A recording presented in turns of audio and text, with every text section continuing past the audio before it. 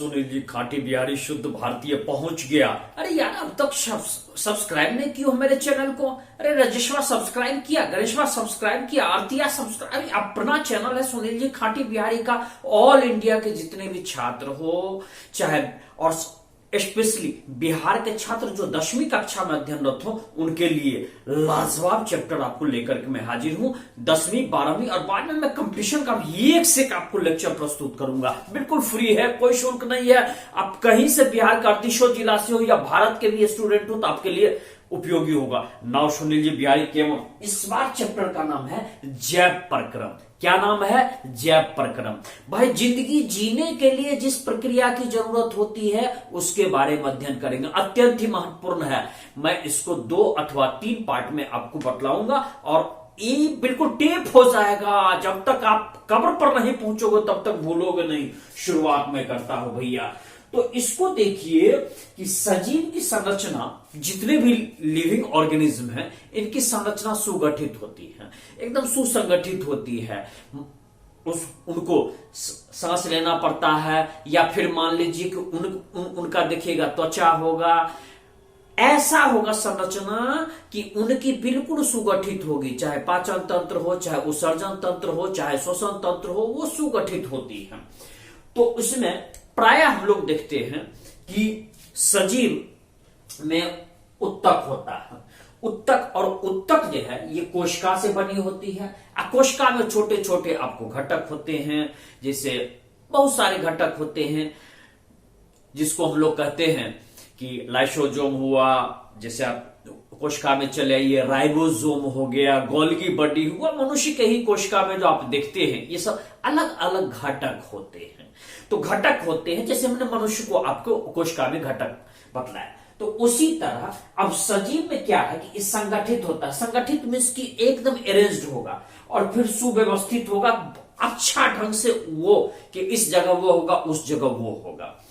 तो ठीक, संगठित मीन्स एकत्रित होता है और सुव्यवस्थित मीन्स की सही ढंग से अरेंज्ड होगा। अब देखिए कि जब छोटा होता है, जब लिविंग ऑर्गेनिज्म सजीव प्राणी बहुत छोटा है, तो उस स्थिति में वो पर्यावरण के साथ अच्छा से एडजस्ट हो जाता है, तो वो आकार छोटा होने के बावजूद भी काम चल जाएगा। लेकिन जब बड़ा होगा तो, या कोई भी हो, चाहे बड़ा हो या छोटा हो, तो उसमें क्या होता है कि समय के साथ साथ पर्यावरण के साथ वो विघटित होता है, डिकम्पोज होता है, टूटता है। तो उस स्थिति में ये व्यवस्था में टूटन आती है, टूटता है। तो उसको, तो जब ये यदि टूटेगा, साफ टूटता ही चला गया, तब तो जिंदा नहीं रहेगा। तो उस व्यवस्था को चलाने के लिए ऊर्जा चाहिए। ऊर्जा चाहिए तो उसी ऊर्जा के लिए एक जैव प्रक्रम होता है। प्रक्रम की जिंदगी जीने के लिए एक प्रोसेस आपको होगा उसके लिए। अब हम लोग देखते हैं कि जीव यदि जिंदा है तो उसका काम कुछ ऐसा है जो निरंतर चलते रहता है। आप अभी तो बोल रहे हैं, या आप ही मान लीजिए अभी सुन रहे हो, लेकिन जब आप सो जाओगे तो फिर भी आपकी सांस चलती रहेगी। यदि आप सोए हुए हो तो फिर भी आपकी धड़कन चलती रहेगी। इसके लिए आपको धड़कन रुकेगी तो राम नाम शब्द है, ये इसका माने मृत्यु हो जाएगी। तो आपकी सांस चलती रहेगी। आप कभी कभी हाथ पैर भी इधर उधर जो है सो आप छिटकाओगे। तो इस तरह से देखते हो, कभी कभी वायु निष्कासन भी होता है, अंग्रेजी में कहते हैं टू ब्रेक द एयर, तो वो भी आपको होते रहता, आपको पता तक नहीं चलेगा। तो ये इसका अर्थ है कि आप उस समय भी चलते रहता है जब आप कोई विशेष कार्य नहीं करते। हाँ, विशेष कार्य करते हैं, दौड़ते हैं, कूदते हैं, भागते हैं, साइकिल चलाते हैं, बाइक चलाते हैं, तो वो आप विशेष कार्य कर रहे हैं। लेकिन जब सोए हुए तब भी आपका सांस चलेगा। तो इस तरह से हम लोग देखते हैं पाचन का कार्य सोने की भी स्थिति में होते रहता है, आपका पाचन का काम करते चलता रहता है। तो उस स्थिति में ये इसको कहते हैं कि आपके शरीर के अनुरक्षण का कार्य चलते रहना चाहिए। सांस बंद आदमी मृत, धड़कन बंद आदमी समाप्त। तो इस जो सम्मिलित रूप है अनुरक्षण का कार्य, इसी को हम लोग जैव प्रक्रम कहते हैं। पूरा सांस लेना, पाचन, उत्सर्जन, बॉडी में एक जगह से दूसरे जगह तक ऊर्जा पहुंचाना, ये सारा का integrated part, all the process are if the integrated, this is called as, इसको हिंदी में कहते हैं हम लोग जैव प्रक्रम। अब यहां पर हम लोग आते हैं कि देखिए क्षति या टूट होगी तो उस स्थिति में इसके अनुरक्षण के लिए हमको क्या चाहिए? ऊर्जा चाहिए। We need energy. तो एनर्जी हम लोग कैसे लेते हैं? तो एनर्जी जो है, मान लीजिए थोड़े देर के लिए कि एनर्जी हमको भोजन से मिलता है, भोजन को हम लोग पोषण कहते हैं, तो पोषण कहते हैं तो पोषण से हमको प्राप्त होता है। अब जब हम लोग पोषण लेते हैं तो वो भीतर जाकर के वो डिकम्पोज होता है। वो क्या होता है? उसमें रासायनिक प्रक्रिया होने लगती है, उसमें ऑक्सीकरण अपचयन होता है, या उसको हम कहेंगे उपचयन अपचयन होता है। ऑक्सीडेशन नहीं कहिए, उसको उपचयन या अपचयन होता है। ये प्रोसेस आपको शुरू हो जाती है। तो उस स्थिति में हमको ध्यान रखिएगा कि कुछ और चीज की जरूरत पड़ती है। We need oxygen. हमको क्या चीज की जरूरत पड़ती है? ऑक्सीजन। तो ऑक्सीजन, तो यही ऑक्सीजन जो है, इसी के लिए हम लोग सांस लेते हैं। तो वाई वी नीड ऑक्सीजन? हम लोग क्यों ऑक्सीजन लेते हैं? तो हमको शरीर के अंदर ये उपचयन या अपचयन का काम होता है, तो वहां पर ऑक्सीजन की जरूरत होती है। अब जरा जल्दी बोलते निश्वास। जैव प्रक्रम किसको कहते हैं? तब किसी भी सजीव प्राणी को जीने के लिए कुछ और कार्यक्रम, जैसे कि मान लीजिए भोजन ग्रहण करना, पचाना, उत्सर्जन करना, इसको एक जगह से, इन्हीं सबको मिला हुआ इंटीग्रेटेड रूप को जैव प्रक्रम। बहुत अच्छा बात, 80% नंबर तोड़ा आवेगा, बिल्कुल ठीक। अब देखिए कि शरीर के बाहर से जो हम लोग ऑक्सीजन ग्रहण करते हैं, तो मान लीजिए आप सोए हुए भी हैं, तभी आपको ऑक्सीजन चाहिए। ऑक्सीजन यदि बंद, आप मर गए, आप मर गए। व्यक्ति को जब देखिएगा, अभी देखिए कोविड-19 में ऑक्सीजन की क्षमता कम होने लगती है, 94% से कम, तो उसको ऑक्सीजन का पाइप लगाया जाता है ताकि ऑक्सीजन का लेयर कम ना हो नहीं तो व्यक्ति का फेफड़ा काम करना बंद कर देगा, व्यक्ति मर जाएगा, मल्टीपल ऑर्गन फेल्योर हो जाती है। तो उस स्थिति में अब देखिए कि यदि एक कोशिकीय जीव है, छोटा होगा, बहुत छोटा, नन्हा टिन्नी, जिसको कि even we are not seeing, there are some इसमें सिंगल सेल ऑर्गेनिज्म, हम लोग नहीं देख पाते हैं उसको। तो उसको उसका चूंकि आकार छोटा रहता है, तो पर्यावरण से वो उसका शरीर का हर पार्ट टच रहता है, भले हम ना देखते हैं लेकिन टच रहता है। इसलिए आप देखिएगा कि उसमें आपको शरीर का अलग अलग, जैसे मुंह हुआ, कान हुआ, आंख हुआ, नाक हुआ, ये सब नहीं बना होगा, उसको जरूरी नहीं। लेकिन जैसे जैसे जीव बड़ा होगा, चाहे मनुष्य हो, चाहे हाथी हो, चाहे बाघ हो, चाहे शेर हो, चाहे आप देखिएगा कि जैसे जैसे बड़ा होगा, तो उसके लिए जितना बड़ा जीव होगा, उसके लिए अलग अलग उसका अंग जटिल होता चला जाएगा। सांस के लिए नाक होगा, देखने के लिए आंख होगा, चबाने के लिए मुंह होगा, पचाने के लिए पेट होगा, उत्सर्जन के लिए जिसको हम कहते हैं, नहीं बोलना चाहते हैं लेकिन उत्सर्जन के लिए जिसको हम ग्रामीण भाषा में मलद्वार भी कहते हैं, जिससे वो लेट्रिन करता है। तो इस तरह से इसको, तो चूंकि बड़ा जीव है, उसका सारा अंग पर्यावरण के संपर्क में नहीं रहेगा, इसलिए उसको अलग अलग अंग की जरूरत होती है। तो बहुकोशिकीय जीव में आपका विशिष्ट आकृति हो जाती है, हर काम के लिए अलग अलग। चबाने के लिए दांत चाहिए, उसमें उसके बाद जबड़ा चाहिए, चूंकि उस दांत को जो है उसमें गला रहता है, उसको मसल देता है अपने भोजन को।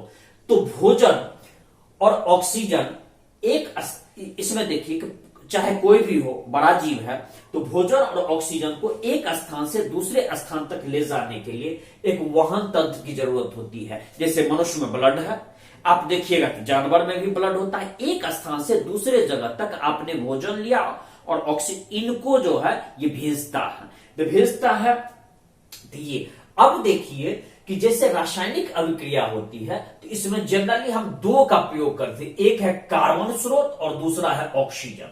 इनका उपयोग करते हैं और तब जो हमको बनता है उसमें, तो इन दोनों के उपयोग में, इन दोनों के जब हम उपयोग करते हैं, when we are using these two, तो उस स्थिति में जो है इसके कुछ बाय प्रोडक्ट्स भी बनते हैं। बाय प्रोडक्ट्स बनते हैं, उसको उपोत्पाद कहते हैं। और इसमें उसके बनाने की प्रक्रिया में कुछ अनुपयोगी चीज भी बनता है। आप देखिएगा भोजन करते हैं तो जितना शरीर को जरूरत होता है, जितना मात्रा उस भोजन का स्वांगीकरण कर लेता है। भोजन जब आपको एडजस्ट होता है, पचता है, स्वांगीकरण कर लेता है। और जो अनुपयोगी चीज है वही बन जाता है लेट्रिन के रूप में। जो आपको छोटी आंत जब सब काम कर लेता है तो उसको बड़ी आंत में भेज देता है। बड़ी आंत क्या है? एक तरह से कह सकते कि एक हौज है लेट्रिन का, जिस तरह से आप देखिएगा, और उसी को मलद्वार के माध्यम से वो आपका बड़ी आंत एक हौज है जो आपको मलद्वार के माध्यम से लेट्रिन में जाते हैं, तो आपका बड़ा वाला हौज में चला जाता है, तो छोटा हौज आपके शरीर के भी अंदर में बड़ी आंत एक हौज का काम करता है, हौज का, कि जहां पर आपका जिस चीज की अब शरीर की जरूरत नहीं वो वहां पर आपको रहेगा। तो इस स्थिति में अनुपयोगी और यह हानिकारक भी है। यदि आप 3 दिन लेट्रिन नहीं करते हैं, 4 दिन लेट्रिन नहीं करते हैं, तो सबसे पहले तो आपको ये हो जाएगा, पेट दर्द करने लगेगा, वायु जो आप एयर ब्रोक करोगे, वायु निष्कासित को बहुत महकेगा, बदबू करेगा, भैया कभी ऐसा करना भी मत। तो उस स्थिति में ध्यान रखना कि ये हानिकारक होती है, पेट के लिए नुकसानदायक होगा, तो उसको उसी के लिए उत्सर्जन प्रक्रम बनाया है। यदि आप पानी ज्यादा पी ले तो जितना उपयोगिता हो गया, बाकी जो है यूरिन के माध्यम से पास आउट हो जाता है, उत्सर्जन इसको कहते हैं, किडनी फिल्ट्रेशन ही आपको करता है। तो इसमें हर चीज के लिए आपको ऐसा होता है कि उत्सर्जन के लिए आपका विशिष्ट उत्तर अपने आप विकसित हो जाएगा, चाहे कुत्ता में हो, चाहे बिल्ली में हो, चाहे बाघ में हो, चाहे शेर में हो, चाहे मनुष्य में हो। आप देखिएगा कि उसका आपका लेट्रिन करने वाला, पेशाब करने वाला स्वाभाविक है, जो बना ही रहता है। तो इसमें वो उसे यूरिनेशन करते हैं, वो उससे मान लीजिए उत्सर्जन करते हैं तो ये स्वतः।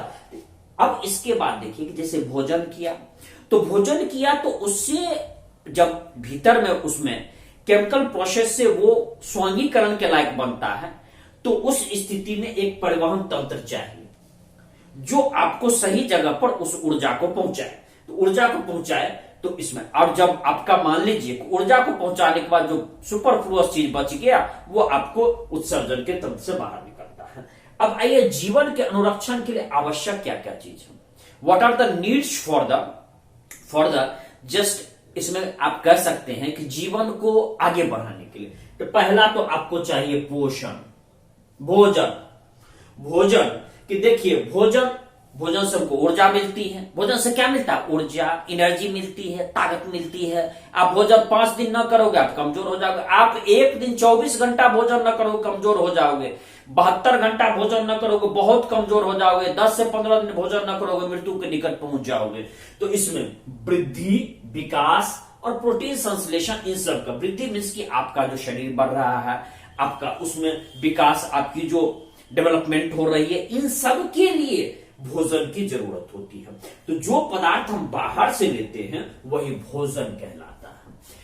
अब देखिए कि सजीव जो अपना भोजन प्राप्त करता है उसमें, तो सजीव जो अपना भोजन प्राप्त करता है इसमें आपका ऊर्जा और पदार्थ जो हम लोग लेते हैं ये बड़ा महत्वपूर्ण चीज है।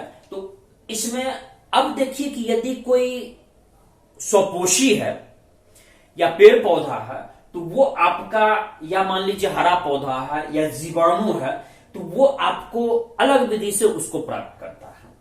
और यदि जीव जटिल है तो फिर उसको अलग विधि से वो आपको प्रयोग करता है। पौधा शेल्फ बना लेता है, लेकिन मनुष्य आप देखिएगा वो पौधे से आपको जो प्राप्त होता है उससे लेता है। तो ये डिफरेंट मेथोडोलॉजी है भोजन प्राप्त करने की। तो इसमें हम देखते हैं, लेकिन एक चीज है कि कोई भी यदि भोजन लेता है तो वहां पर आपको ये उसको खंडित करता है, उसको भीतर में जाने के बाद उसको डिकम्पोज करता है, उसको केमिकल प्रोसेस से ऊर्जा में तब्दील करता है और तब उसके उपयोग के लायक वो बनता है।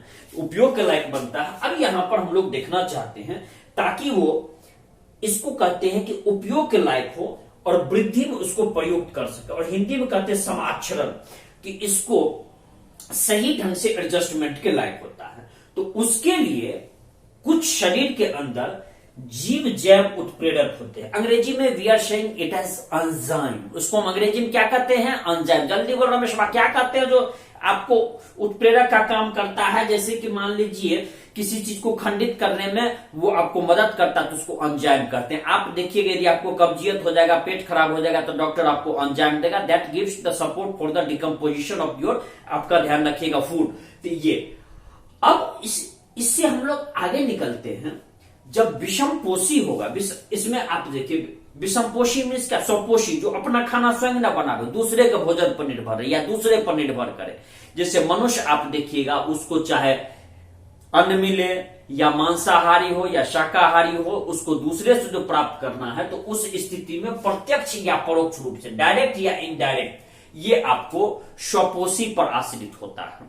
तो स्वपोषी पर आश्रित होता है क्योंकि वो अपना, ऐसा नहीं है जब मनुष्य के पेटे में अपने आप भोजन बन जाता, नहीं, कोई अन्न उपजाता है, किसान अन्न उपजाता है, गेहूं होता है, गेहूं के आटा के रूप में, तो गेहूं कहां से आता है? पौधा से आता है, पौधा से आता है। फिर उसको मान लीजिए कि गेहूं को सुखाना, बिछना, पीसना, तब आटे के रूप में रोटी बनाना, तब खाते हैं। तो इन सब में आप देखिए प्रत्यक्ष और अप्रत्यक्ष रूप से ये दूसरे पर आश्रित होता है। गेहूं ना उपजे, चावल ना उपजे, मांसाहारी ना मिले तो मनुष्य को भोजन करना मुश्किल हो जाएगा। चाहे कुछ भी हो, मनुष्य को दूसरे से प्राप्त करना होता है। तो फिर देखते हैं कि स्वपोषी पोषण।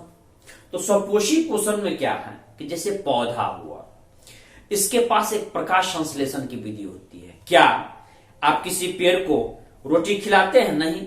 क्या आप किसी पेड़ को मान लीजिए बाहर से कोई चीज देते हैं? नहीं देते हैं। स्वपोषी जीव जो है, ये कार्बन और ऊर्जा की जो आवश्यकता होती है वो प्रकाश संश्लेषण से पूरा करता है, जो कि आपको मालूम है। प्रकाश में संश्लेषण करता है, प्रकाश के माध्यम से संश्लेषण मीन्स निर्माण करता है, और प्रकाश मीन्स लाइट में निर्माण करता है। तो इस प्रक्रम में आपको स्वपोषी अपना ऊर्जा तैयार कर लेता है, और ऊर्जा तैयार कर लेता है। इसलिए आप देखिएगा कि आपका इस प्रकाश संश्लेषण के माध्यम से पेड़ अपना स्वयं भोजन प्राप्त कर लेता है। और फिर ऐसा नहीं कि भोजन बना लेता है, भोजन बना करके संरक्षित भी रख लेता है, और संरक्षित जो रखता है उसको संचित भी कर लेता है। तो अब आप उसको जो संचित करता है, जैसे मान लीजिए कि भोजन बनाता है, तो भोजन बनाता है प्रकाश संश्लेषण के प्रक्रिया से, वो कार्बोहाइड्रेट के रूप में जो है उसको संचित करके रख भी लेता है कि जब आपातकालीन बाद में जरूरत पड़ती तो उसका उपयोग भी करता है। तो आप देखिए कि इसके लिए चाहिए कार्बन डाइऑक्साइड और जल, इसका हम लोग इस्तेमाल करते हैं, और सूरज का प्रकाश और क्लोरोफिल, ये चीज चाहिए। तो कार्बन डाइऑक्साइड, जल और सूरज का प्रकाश और क्लोरोफिल चाहिए। तब क्या होता है कि वो पेड़ बना लेता है कार्बोहाइड्रेट। और जरूरी नहीं कि कार्बोहाइड्रेट का तुरंत प्रयोग कर लेगा, वो चाहे तो उसको मंड के रूप में रिजर्व भी रखता है, कि एक आपको स्टोर के भी रूप में काम करता है, उसको रिजर्व जाओ, और भी मान लीजिए कि किसी समय उसको एक्स्ट्रा जरूरत होगी तो उसको उपयोग कर लेगा, तो उसको रिजर्व भी रखता है। तो उसी तरह से ये रक्षित आपका आंतरिक ऊर्जा की तरह काम करता है, कि स्टोरेज के काम करता है, भंडारण का काम करता है।